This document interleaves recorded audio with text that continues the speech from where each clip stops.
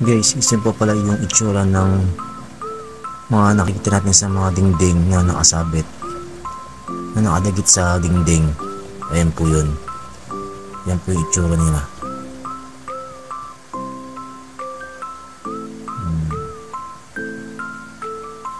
Parang dumi lang po siya sa may itaas ng dingding. Pero may maliit na parang uod po yung na gumagapang.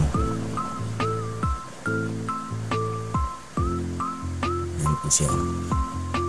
Nagtago na. Narinig yata ako.